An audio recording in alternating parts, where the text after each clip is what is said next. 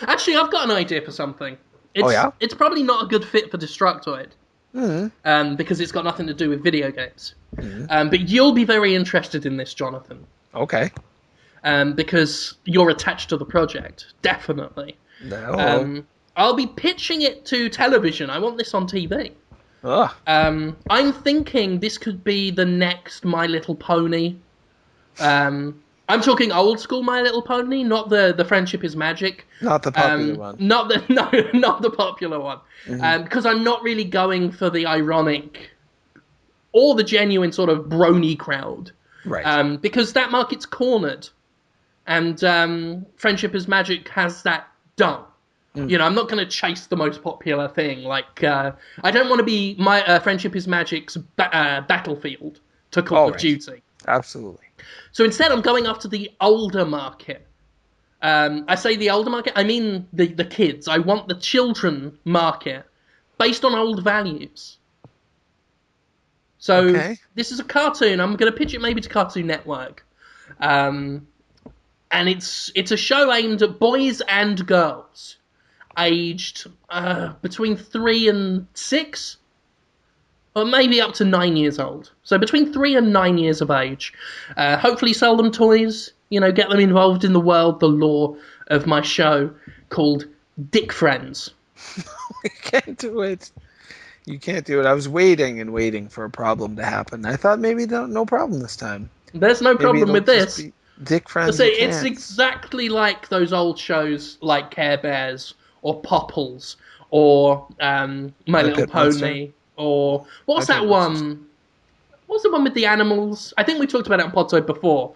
The Shirt Tails. the animals that were put together, like they were weird hybrids, like a lion and a bumblebee, Oh bumblelion. yeah, yeah. We have talked about them before. They were pretty good. But it's that kind of thing. Like girls and boys enjoy them both, Mm, for different reasons or the same reasons. Because it's a modern world we live in right. with 1980s style cartoons. That's what I want in life.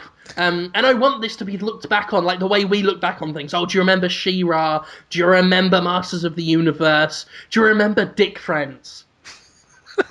What happens in Dick Friends? If you spell it like DIC, there was an animation company actually called Dick. You may not know this. I know. I think they're Yeah. still around. Because Yeah. as a kid, we used to always laugh after watching Mask or whatever. The little girl would look out the window and the logo would fly in. Do do do do do. Dick, Yeah. great big fucking dick, and They got away with it. it's spelled DIC Friends. The show It I'm is DIC Friends? You yeah might be able to get Oh, away with it then. and Maybe. she has the best little voice too. 'Cause it's just Dick. Dick. So Yeah. it's the Dick Friends. DICFRIENDS. Hmm. The show is about lovely little creatures, kind of, you know, like the Smurfs or the Care Bears. You know, they're their own little fantasy creatures. They look a bit like babies, but you know, brightly coloured, exaggerated features. You know, they've got big old cute heads, big old blue eyes, lovely cute little eyelashes, a little curl of hair at the top.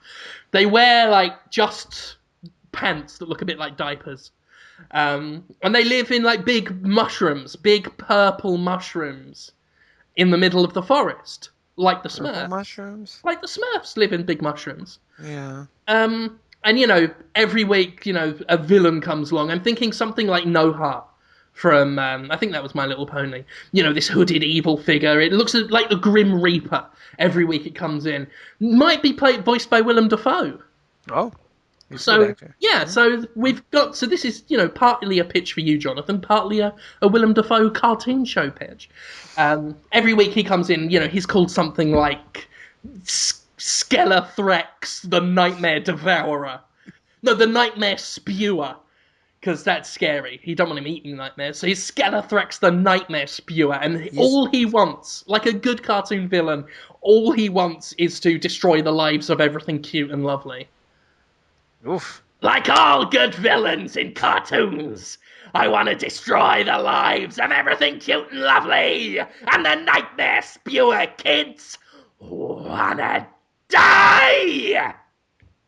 He sounds terrifying. Too scary for kids. Well, I mean, again, like this is. I've often noticed the cartoons aimed more at girls had scarier villains than the cartoons aimed, like the cartoons aimed at boys. Like Megatron was a badass, but he wasn't scary. Skeletor was a badass, but he wasn't scary. Like, nah, not scary. Go to She-Ra and you've got Hordak, a Hordax, he's fucking tougher than vampire, Skeletor. Yeah.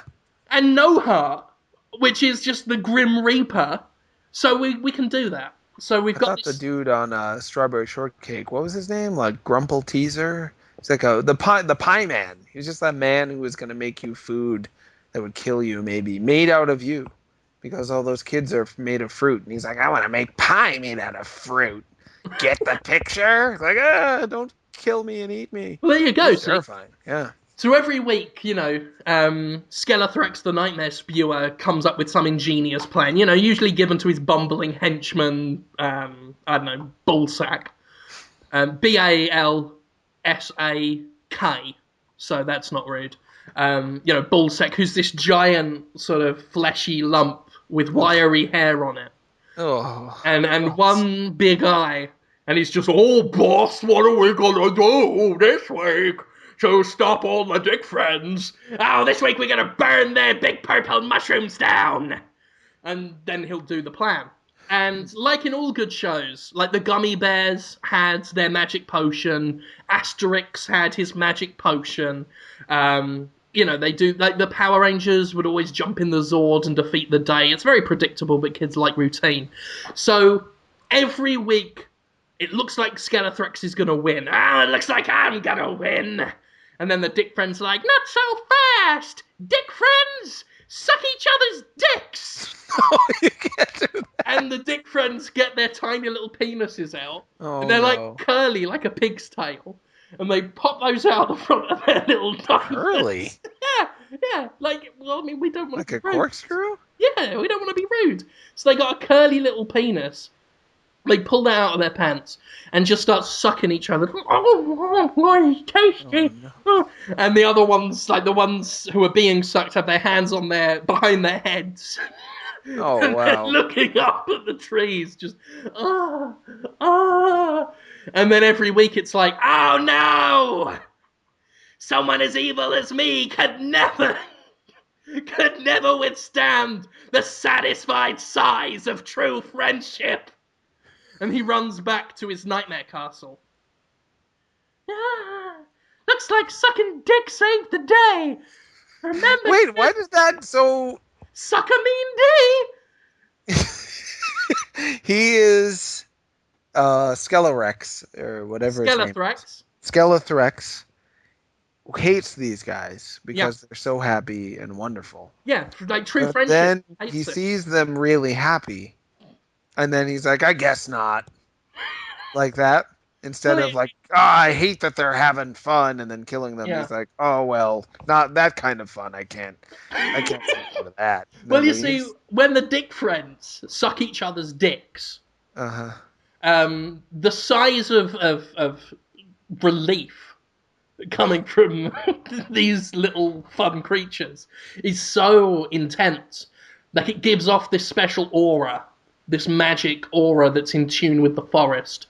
And that genuine, sincere love is like poison to Skelethrax because he's a being of pure evil. So it's like the Carebear stare, which is all their good feelings. It's exactly like the Carebear stare. It's the DicFriend sigh. But it's just a sound, a moist sound, might I add, of... It's like if one DicFriend is sucking off another DicFriend, and it's just them, just the two of them, it'll bother Skelethrax the Nightmare Spewer, but it's not gonna like hurt him in any way. Because there is one episode called Bumbles and Trixie Get Captured. And that's two of them. Bumbles is a blue one, Trixie is a pink one. And they get captured and thrown into the castle of 1,000 screams. And it's like, they go, well, quick, how are we going to get out of this one? Looks like I'm going to have to suck you off. Please hurry up, he's coming. Oh, you'll be coming soon. Wow. Okay, I'm just gonna get my fucking penis out. And then he gets his little penis out, he starts sucking it off, and Skeletrix just laughs, just, this is the castle of 1,000 screams! And you just hear all these people just screaming, just like real genuine, like it sounds really torturous. Like the bit in Event Horizon when they look back at the video log and there's all that torture. And it's just screaming and it's just drowning out the satisfied sigh. So they just lose, Bumbles and Trixie?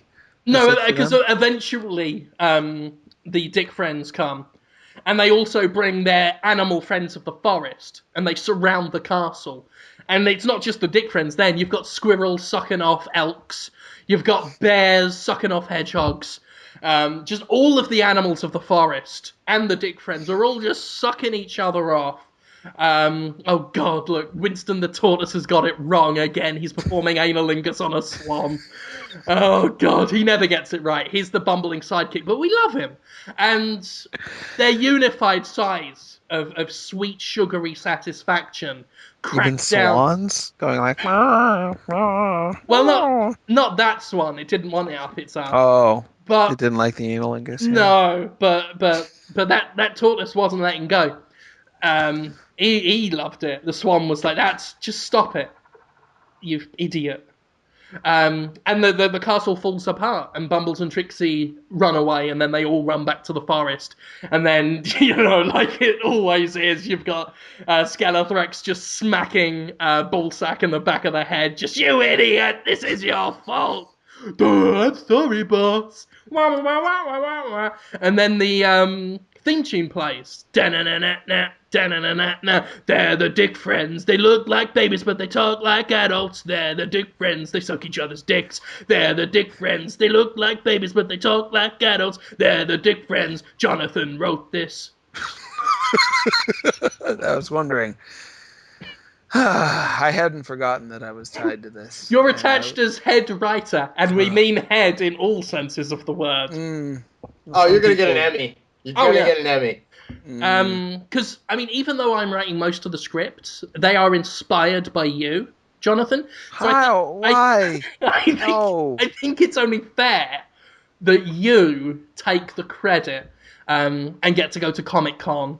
And I mean, maybe there'll be a Dick Friend Con. Maybe instead of Bronies, like, the Dick Friends will have its own following, like the Dick Friends. And I like the Dick Friends. yeah, Yes. but it's spelt with a K.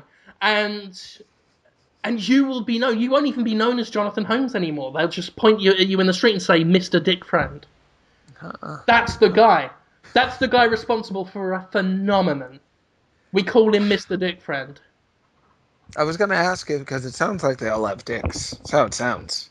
Yeah. And the Smurfs presumably all had dicks too, because they didn't wear shirts, which meant that they were boys, I think, except for Smurfette. Then they made one woman who a lot of the Smurfs wanted to date, and it was presumed it's because they would have heterosexual sex. That's what I inferred anyway. I think it was implied. Would the Dick Friends have a Smurfette equivalent? They've all got dicks, but some of them are wearing bras. So that's the girl ones? Yeah. But they got dicks too, like Bailey J that we were talking about. Like Bailey J. We want more, trans ideas in cartoons. But not even one vagina in there. They're the Dick Friends. You're right.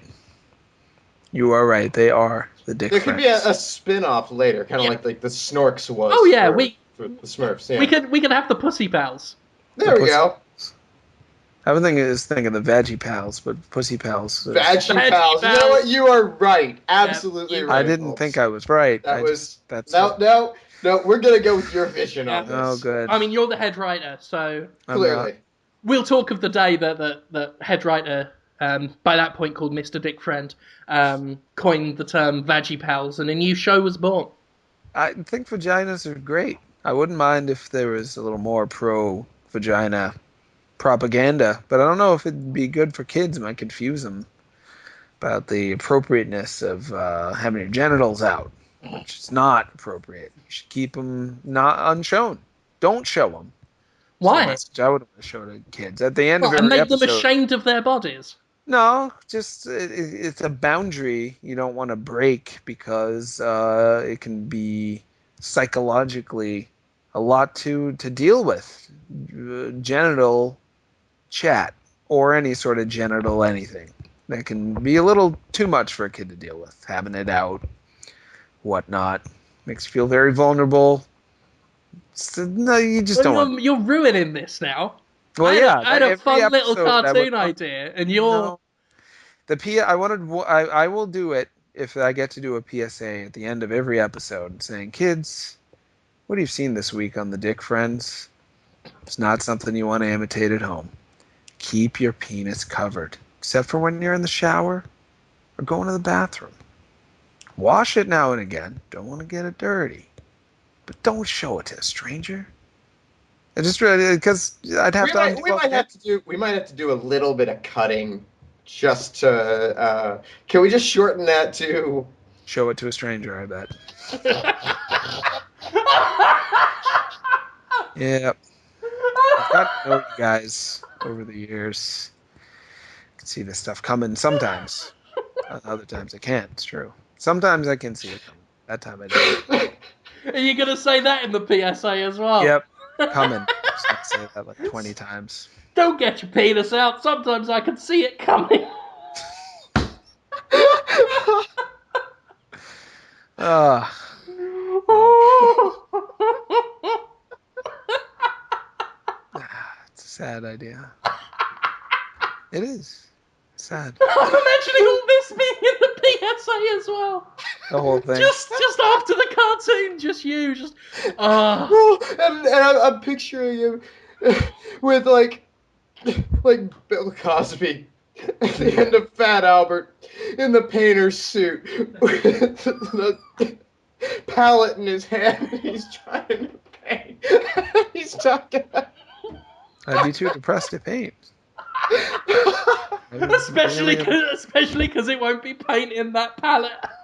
Oh, what'll it be? It'll be cum. Oh, colorful. Colorful Dick Friends. See? Grr.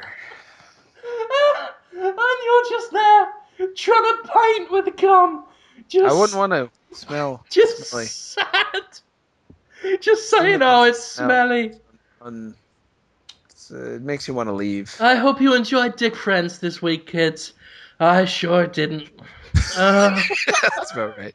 Yeah. I should do. We haven't talked about video games really at all.